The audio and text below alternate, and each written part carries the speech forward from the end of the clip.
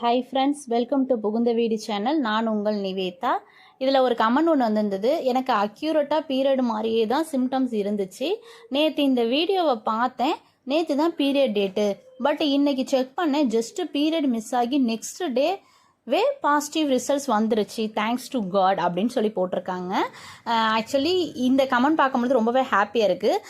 இந்த மாதிரி யாராவது ஒருத்தர் வந்து நம்ம அதை பற்றின திங்கிங், ஐ மீன் எப்படின்னா, நம்மளுக்கு பீரியட்ஸ் ஆகிடுமோன்ற அந்த பயத்தில் இருந்தவங்க அதிலிருந்து வெளியில் வரணுன்றதுக்காக தான் அந்த அவேர்னஸ் வீடியோவே நான் போட்டது. ஸோ அதில் பார்த்த உடனே அவங்களுக்கு அன்னைக்கே பீரியட் டேட்டு. ஸோ அன்னைக்கே அவங்களுக்கு வந்து இந்த மாதிரி பீரியட்ஸ்க்கான சிம்டம்ஸ் இருந்திருக்கு. ஸோ அவங்க வந்து ஒரு நாள் மிஸ் ஆனாலும் அடுத்த நாளே வந்து எதுக்கும் செக் பண்ணி பார்ப்போன்னு பார்த்தப்ப பாசிட்டிவ் வந்திருக்குன்னு சொல்லியிருக்காங்க.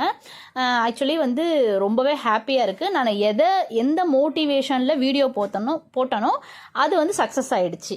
ஸோ ரொம்பவே ஹாப்பியாக இருக்குது.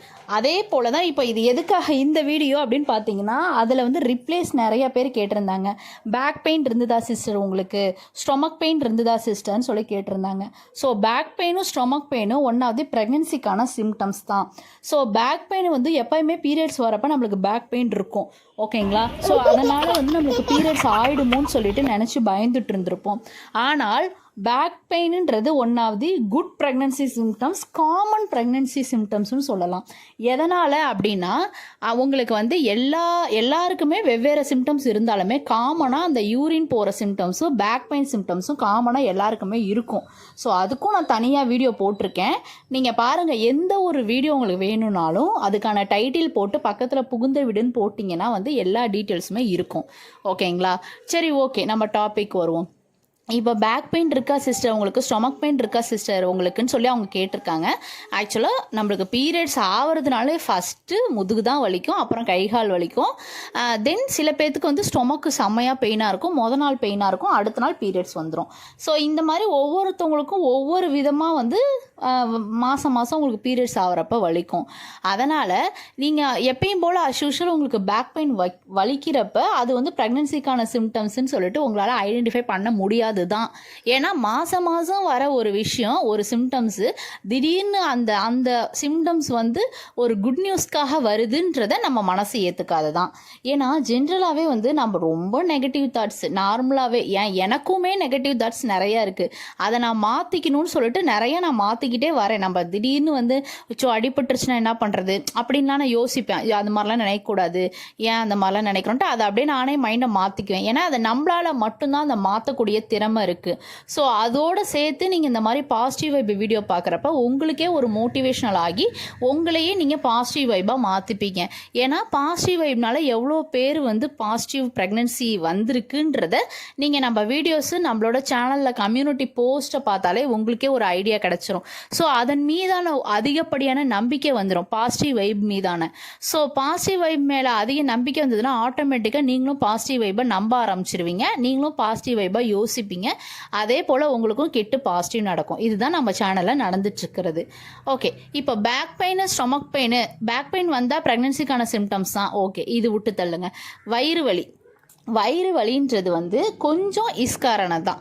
எப்படி அப்படின்னு நான் சொல்கிறேன்னா, எதனால் அப்படின்னா அந்த ஸ்டொமக் இருக்குது பாருங்கள், அது வந்து இம்ப்ளான்டேஷன் ஆகிறதுக்கு ஒரு சில பேருக்கு வலிக்கும்.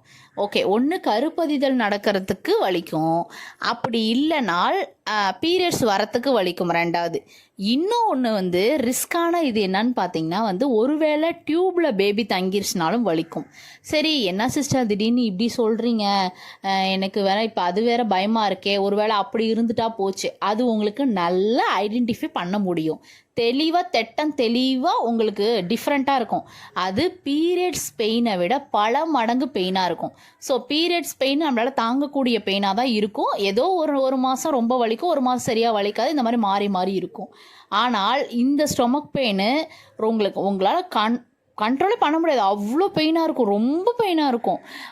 ஸோ இந்த மாதிரி பெயின் இருக்கப்போ வந்து நீங்கள் ஹாஸ்பிட்டல் போயிடுங்க. ஸோ நான் ஒவ்வொரு வீடியோலையும் வந்து நான் என்ன சொல்லுவேன்னா, நம்மளால் தாங்கிக்கக்கூடிய வலி மட்டும்தான் நம்ம வீட்டில் இருக்கணும். நம்மளால் தாங்க முடியாத வலியாக இருந்தாலும் நீங்கள் உடனே ஹாஸ்பிட்டல் போயிடணும். எதனால் அப்படின்னா அது ஏதோ நம்மளை மீறின ஒரு பிரச்சனை இருக்குன்னு தான் அர்த்தம். அதுக்கான சொல்யூஷன் நம்மளுக்கு டாக்டர்கிட்ட தான் கிடைக்கும். ஸோ இப்போ ஃபார் எக்ஸாம்பிள் அடிவயிறு வலிக்குது, ரொம்ப வலிக்குது, சரி நீங்கள் வெந்தயம் வெந்தயம் வச்சு குடிச்சு பார்க்குறீங்க, வேறு என்னென்ன ரெமடிஸ் விளக்கெண்ணெய் தேய்ச்சி பார்க்குறீங்க, அது ஒன்றும் சரியாக வரலைன்னா அடுத்தது நீங்கள் ஹாஸ்பிட்டல் தான் போய் அவனை தாங்கிக்கிட்டு இருக்கக்கூடாது. எந்த ஒரு தாங்க முடியாத வலியாக இருந்தாலும், அது ப்ரெக்னன்சி சிம்டம்ஸாக இருந்தாலும் ஒரு எட்டு போயிட்டு ஹாஸ்பிட்டலில் காட்டிட்டு வர்றது தப்பு கிடையாது. ஓகேங்களா? போய் ஹாஸ்பிட்டல் கிட்ட உங்களுக்கு ஒரு கிளாரிட்டி கிடைச்சிடும். ஸோ இப்போ அவங்களோட வீடியோஸில் வந்து பேக் பெயின் இருக்கா ஸ்டொமக் பெயின் இருக்கான்னு ரெண்டு பேர் கேட்டிருந்தீங்க. ஸோ அதுக்கான வீடியோ தான் இப்போ உங்களுக்கு கிளியராக இருக்கும்னு நினைக்கிறேன். ஸோ உங்களுக்கான ஸ்டொமக் பெயினோட சிவியர்னஸை பார்த்துக்கிட்டு நீங்கள் ஹாஸ்பிட்டல் போகிறது பெட்டர். ஓகேங்களா? இந்த வீடியோ பார்த்துருக்கவங்க எல்லாருக்குமே பேபி கன்ஃபார்ம் ஆகணும்னு சொல்லி சாமிகிட்ட வேண்டிக்கிறேன். என் ஃபோன் நம்பர் வேணும்னு கேட்குறீங்க. என் ஃபோன் நம்பர் வேணும்னா நான் ஸ்க்ரீனில் ஒரு நம்பர் தரேன். அந்த நம்பருக்கு வாட்ஸ்அப் பண்ணிங்கன்னா as per யூடியூப் ரூல்ஸ் என்னன்னு சொல்லி ஷேர் பண்ணுவாங்க. அப்புறம் என்னோட பர்சனல் நம்பரை வந்து ஷேர் பண்ணுவாங்க. உங்களுக்கு விருப்பம் இருந்தால் ஜாயின் பண்ணிக்கோங்க, இல்லைனா இக்னோர் பண்ணிக்கோங்க. Bye friends.